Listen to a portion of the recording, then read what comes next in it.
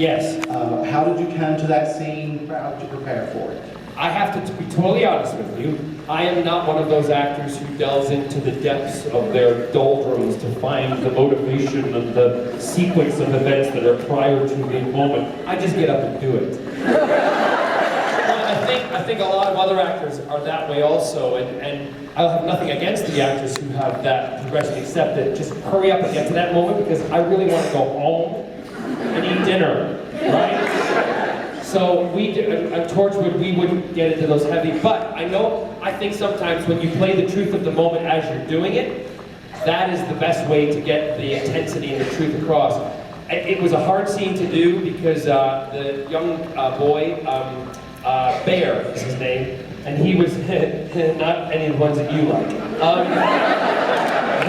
His name was Barry. He's a cute kid. He said to me before, he said, "John, what can I do to make more impact with the scene?" I'm like, "Well, Bear, let me give you some tips. When I turn the machine on and you start, like, you all know what happens, don't you? Yeah. When it goes and it happens, and you want to make it look like it's going to be, terrible. I want you," because he was doing it in a couple of takes. It was just plain, and then he would fall and da-da-da. I said, Bear,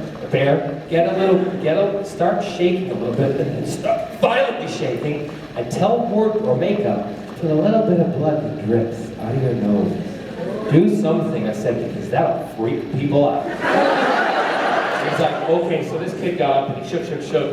The thing that in those situations that I always look at is, I think about, I don't have any children, but I have nieces and nephews, and I can do what we call substitute things in my head for those moments. But really, if you're watching a young child die in front of you, which that imaginary world, which when David and I, or Eve Miles, or Gareth, and anybody who was involved in that show, those imaginary worlds, when we were doing them, they were completely real.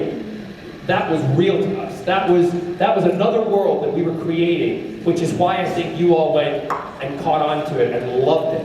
Because we treated it. We didn't treat it like, how stupid is this? Da-da-da. Never. Ever did we think that. So I think that's what makes those scenes work. People used to come up to me in the supermarket, walk past me, these women, men would come up, these women would go, I'd be in the frozen food section, looking like I'm at the frozen food section. What do you think? Getting fish fingers.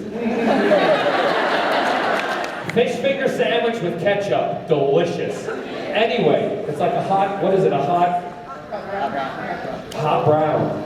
Yeah. I told Scott I had a hot brown the other night. He's like, really? He said, I don't know what to make of that. I said, it's not what you think. So she came up to me, she walked up, and she said, I have to tell you, I think you're awful. But I still love you. And I don't understand why you killed him. I walked away. I'm standing there going, she turned around and went, but I'll still watch. So to have that kind of dilemma as a person who watches, that's exactly what we wanted, because the whole point of doing that, and the whole point of that series, that whole arc of that show was, if you were in a position and you had a family member of that age, and you were the one that was on, the weight was on, would you sacrifice that family member to save the entire planet? Would you do it? Right? Some people would say yes, others would say no. For those who say, so that's the dilemma Jack was in, and he would sacrifice anything to save humanity, the same as the Doctor would. So, thank you. Yes.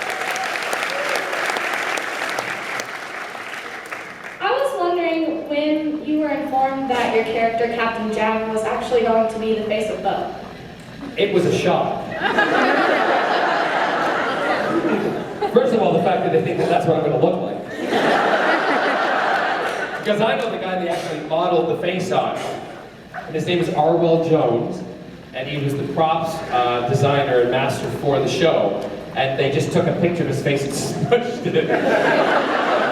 But it was funny because Bo used to lie on the floor in the warehouse when we would film it. That's what's great about working on the shows, because we all filmed in Treforest. and you know, in the Who Studios, as we used to call it, and the Torchwood Studios.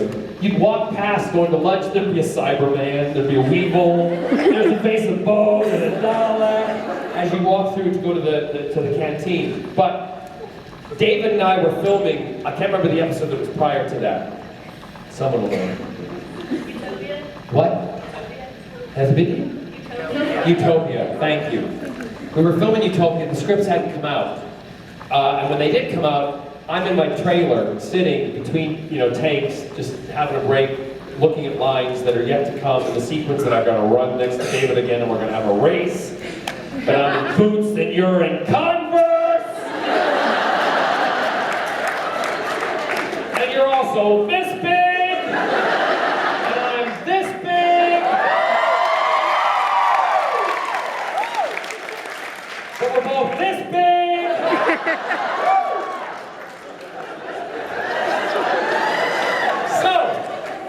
So, I'm in the trailer and I hear this. Like, yes, I'm coming! What? John, David. Oh my God, you won't believe what's just happened. I've just read script. Don't tell me! I don't want to know! But it's John! Come on, get out! Off he goes. Next day, he comes up and he goes, have you read the script yet, mate? You read the script? I'm like, no! Don't tell me anything! He goes, come on, John, you've got to read the script.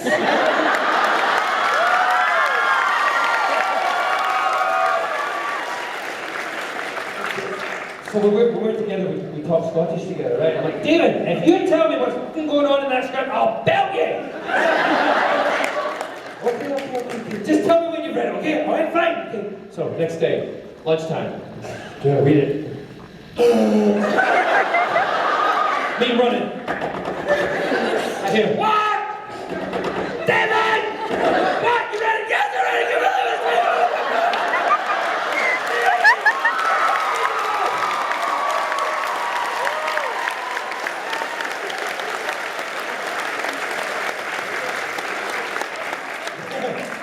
It took so many takes to do that scene because I walked away, all casual. Martha, the doctor, standing there. I walked away and I go, you know, when I was in the Beauchene Peninsula, they used to call, I was the poster child for the Time Agency, they used to call me the face of Bo.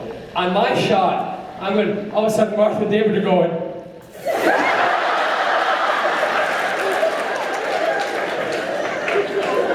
Sorry, Freeman, David. They're like, and I'm like, I'm trying to do a shot here. Be serious. So when that episode came out, we usually had get-togethers when things, you know, the episodes were going on, and if we wanted to watch a big special episode. And I'm sitting in my flat, and all the rest of were in the Cardiff Bay. We called it Who Towers, where we all live. And that was a great building. God forbid anything happened there, because the whole universe of Doctor Who would have been wiped out in one blow. So we, when the episode happened, I went up to the window and I opened the window.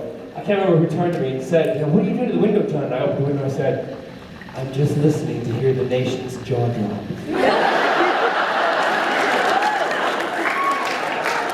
And literally, the whole nation was like, "Oh." So it was awesome. Great. I actually, when I did read the script, I went up back to Russell because his flat was down below mine, between David's, and I walked up to him and I said, "What were you smoking?" So it was good episode. Yes. Hi, I would apologize for being nerdy, but we're all, you know. Apologize for what? Being nerdy, but we're all beyond that. Hey, just because you're in a room full of nerds eating outside, never apologize for being nerdy. Because you know what? Non-nerds don't apologize for being dickheads.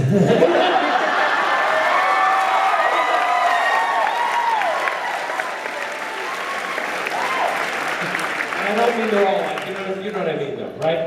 Anyway. I run a writing site where we roleplay for Doctor Who and Torchwood. Yeah. And I don't read fan fiction. it's not fan fiction. That's your thing. It's like we legitimately try to make stories that are around the current Doctor Who and Torchwood universe. Yes. I wondered if you had any advice for the fellow members on my site for being in this universe.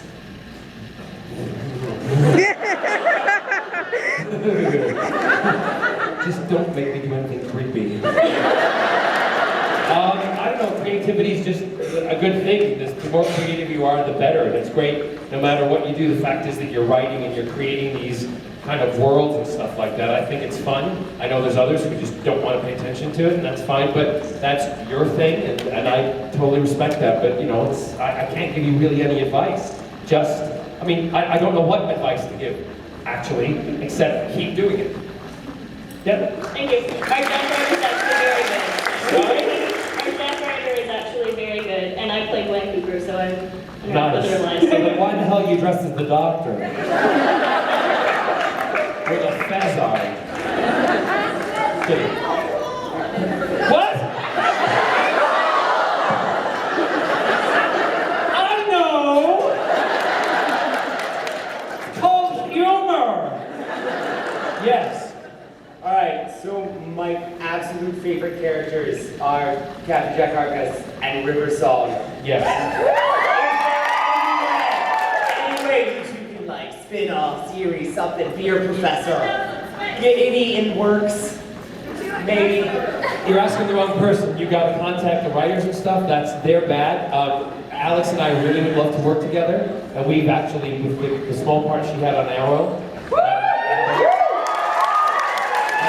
those days that we were there together, we found, you know, we actually met the first time at, we're both very good friends with Cameron McIntosh, the theater producer, and we met at Cameron's house. He was having his big anniversary with his partner, Michael, and we spoke and talked, and we realized that we're both born on March 11th. This is really weird. We both like the same color. We both like men. So we think it's a perfect thing for us to do something, but who knows it'll ever happen? You know, it would be awesome. Speaking of Arrow, how is it to go from the like tortured hero to the tortured really, really bad guy? Really, really awesome. The fact of the matter is that being an actor, you relish in playing different characters and doing different things, and that was one thing that I wanted to do with Malcolm Merlin. I wanted to make him likable, but still really bad.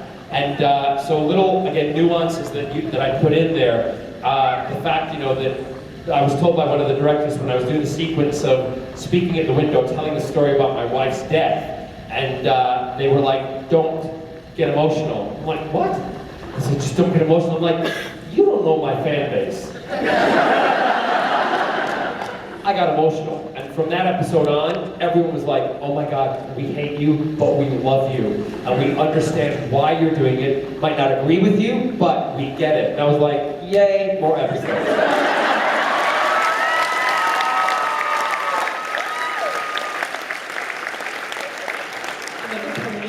Another paycheck. Thank God, I gotta buy an airplane. I'm not kidding you. Scott's becoming a pilot. I'm like, "Couldn't you learn to skateboard?" And he's like, I'd really like a plane for Christmas. I'm like, "Well, you can keep really wishing." So I bought him a little model airplane. There's your plane, honey. Go fly it. Yes. All right, so you're known for kissing random people. And I was wondering who other than your husband has been your best dog, and was David Tennant any good?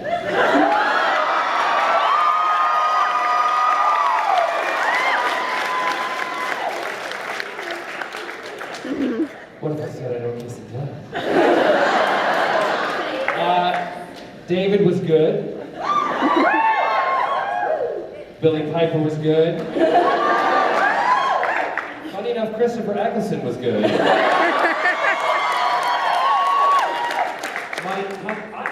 I'm just one of those people. I they don't like me to kiss when I do these things like at the table and stuff, because also, if I did do it once at a convention, sorry, it was at a pantomime I was doing, I was meeting and greeting people, and and sometimes people would go, people do that, and I got bird flu. Oh yeah, you don't want to get that shit. Not only did I get it, Scott got it. And we were both in bed for 2.5 weeks. Honest to God, thought we were dying. Hallucinating. Seeing, it was fabulous. It was like the cheapest thing that, it was like being a crack. If I can imagine that's what it was like. Right? So but anyway, I would not wish that upon anybody, and I had to cancel performances. It was the most expensive flu I've ever had in my life. So I vowed at that point I don't kiss anybody anymore. Unless you're really hot, big pecs, small waist, and hung like a dog. And everyone's pointing at Thor. Thank you. You're welcome. Okay, I have an addition to your question. You have an issue? No! Oh, okay. An addition. Oh, nice dress, What by about the James way. Marsters? Oh, thanks. What? Thanks. What about James Marsters? What about James Was he a good kisser? He was a good kisser. I've told this story before, and I'm sorry if you've all heard it. You Yeah, probably watched it online. I heard it in Phoenix sometime. You heard it in Phoenix, so Yeah. you're asking the same question again. No! No, James in that sequence, James was, I'll try to make it a little briefer, but James was a guest star, and he was really great, Captain John, and the whole relationship that people didn't expect was that sequence where we both meet at the corner of a room, and it's like the Western, and we walk up to each other, and catches people by surprise every time, right? So, I know James is like, he's like a bit nervous about this whole thing. Got my girlfriend with me, she's over there, saying, hey, I brought my guitar just to kind of like keep strumming it. He would sit down and play, blah, blah, blah. I'm like, okay, I like to make everybody comfortable when I do these scenes, whether you're a boy or a girl. I want you to know that I'm not going to do anything ridiculous when we do these kisses. There's no kind of, it's stage kissing, but made to look real, because I cannot stand this kind of kissing on camera. What shit is that? Who kisses like that? You know what? Open your mouth. Get in there. Just don't put your tongue in. Right? So, I go to the director and say, do me a favor. We'll probably get this in like 2 takes. But just keep rolling it. Keep going. Keep going. Trust me. So, first take.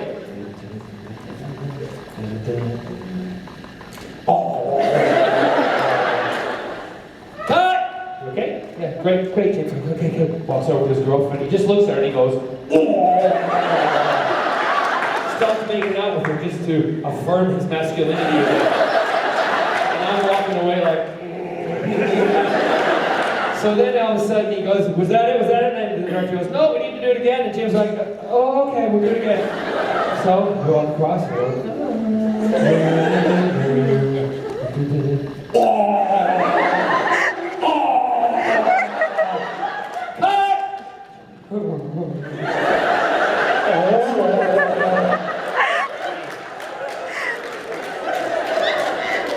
He says, you all right, Jim? Yes, fine. Okay? Director, no, we have to do it again. What? Here we go.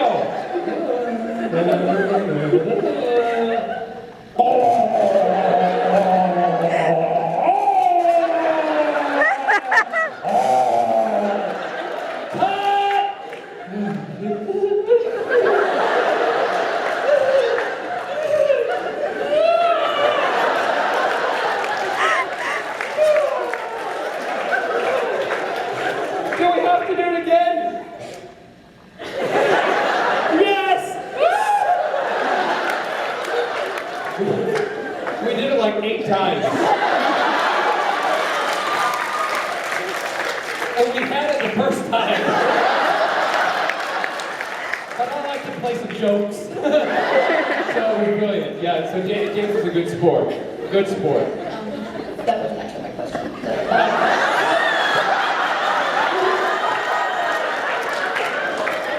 That wasn't your question. That was a question, but it wasn't the Okay, all right. Next. Okay. If you and Scott are planning to adopt a kid, would you consider adopting me?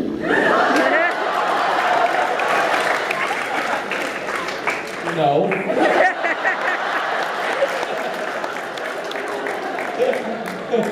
Where are your mom and dad? See, you've already got a mom and dad. Your dad's kind of hot, so I'll adopt him.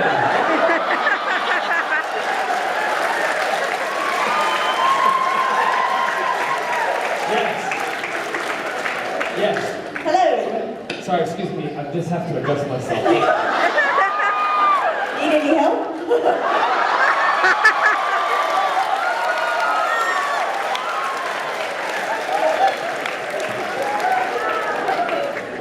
Do you have 3 hands? I can make something work. 3 hands? Go ahead. Okay, so you had the great pleasure of working with 2 different actors playing the Doctor, Yeah, and you said had some great stories about David. yeah. How about a great story about Christopher? I wish. I'm only telling the truth. He's a wonderful doctor, but he just, it was great he was the one who brought back kind of the angst and that kind of whole thing with the Doctor, and the kind of little bit of the darkness. He was the starter. He was an excellent doctor. He just wasn't the most fun on set. That's just the way it is. He was very, very focused, very kind of serious at what he was doing, and that was it. And I think I kind of freaked him out. And every morning I was like, hey, what's going on? Morning, everybody! I'm very bubbly in the morning. I am like right in your face, and he's like. But a great doctor, yeah. You're welcome. Yes. I'd like to hear about your experience with co-writing the book with your sister. Graham, what do you want to know? I mean, there's a lot to tell. When my sister and I have written many books together, we've written, I think, 5 or 7 of them? I don't even lost count. So we have Hollow Earth, Bone Quill, Torchwood Exodus Code. We have written Anything Goes, I Am What I Am. So that's 5, yes. 5. And we've got 4, another one coming out of the Hollow Earth series, and we have another 4 that we've been commissioned for of the Hollow Earth series. We're going to take the twins, and we're going to, in the literary world, we're going to age them into their mid-teens. So they'll grow up quite a bit. So we have a great time.